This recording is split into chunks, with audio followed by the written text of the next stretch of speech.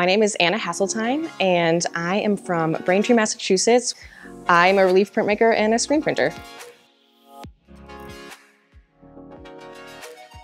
I went to school in New York City and Brooklyn, and in 2015 I moved out here to Chicago, where I have grown as a printmaker and really started on my art career here, and that's where I've been making art for the past 5 years or so. When I went to college, they had such a big printmaking studio. I went to Pratt Institute in Brooklyn. College is when I really started getting into the depths of this process and learning all of the ins and outs of these different types of printmaking. And I also had a very supportive professors and print staff, and I think that that's where I started finding the printmaking community, and I was like, I want to be a part of this.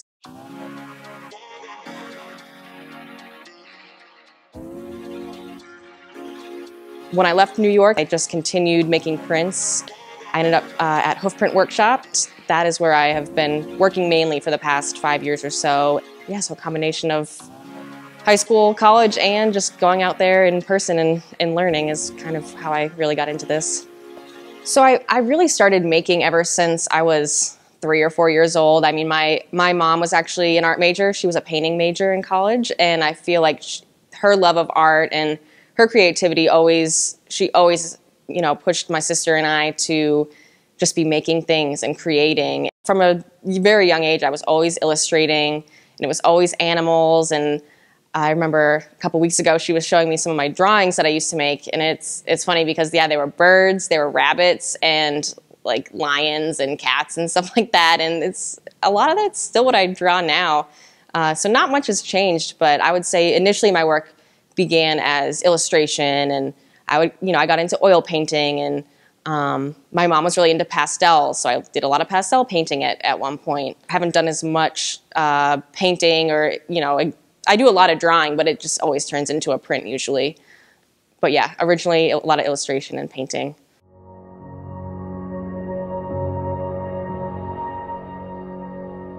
I find inspiration just from being out in nature and taking hikes and traveling. So I would say traveling is one of my main sources of inspiration.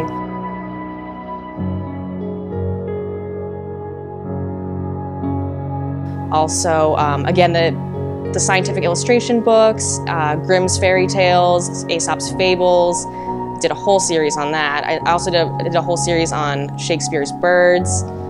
So I do take also a lot of inspiration from literature and short stories and folklore. My work is a combination of illustration from literary resources and also my take on scientific illustrations, and so yeah, I just a lot of pictures, a lot of books, a lot of reading. That kind of thing is where I get a lot of my inspiration for my work.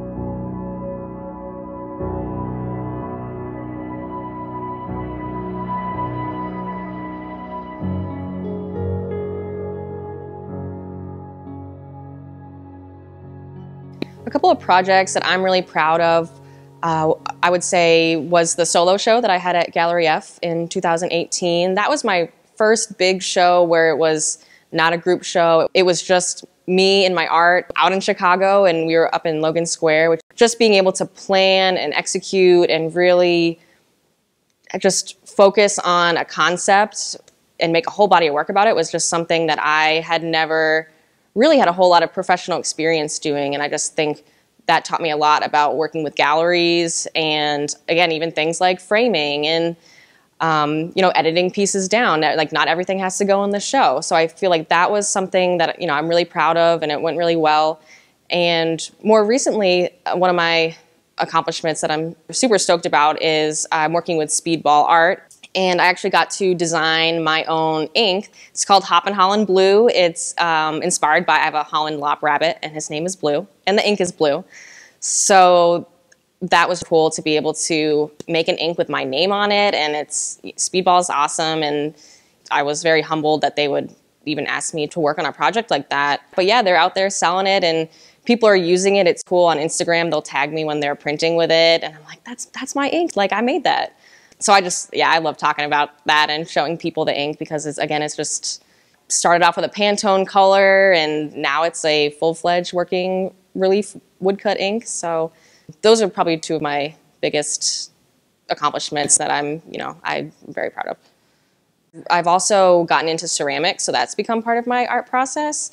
To transfer my imagery from my wood blocks onto a 3D object that's very tactile and useful, and I've had a really great response from people saying like, oh, it looks exactly like your woodcut. And again, it's a very similar process with the ceramics. It's called sgraffito, and I'm just going in there and with a loop tool and carving out the clay, and so it's basically a woodcut on a cup.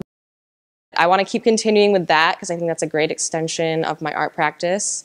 I kind of want to do, at some point, I'm interested in making a mural. I've never done a mural before, so that's something, getting my work really large scale. Yeah, trying out some wheat pasting, or just, again, getting out there and painting a mural is something that I would like to do in the future, so we'll see how I can make that happen. But again, just keep making. I feel like that's kind of my motto, just always keep making things. And I feel like I make stuff all the time where I hate it, but I feel like eventually something good comes out of it, and it's hard sometimes not to get discouraged, but just once you stop, it's hard to start going again, so just always keep going.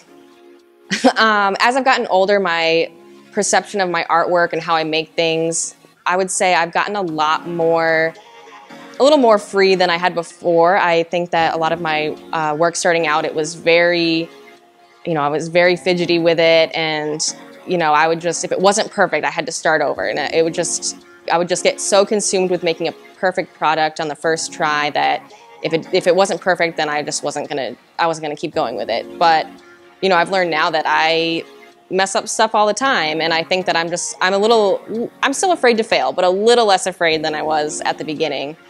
And I think that, again, I'm not as afraid to make some of that bad art, or quote unquote bad art. Again, I am focusing on an end product, but there's lots of different ways to get there, and it's not always the same steps every single time. So it's okay to change it up a little bit and try some different things maybe you'll get the same result, or you might get something completely different, and that's cool too. I'm Hasseltine, and I'm a printmaker in Chicago.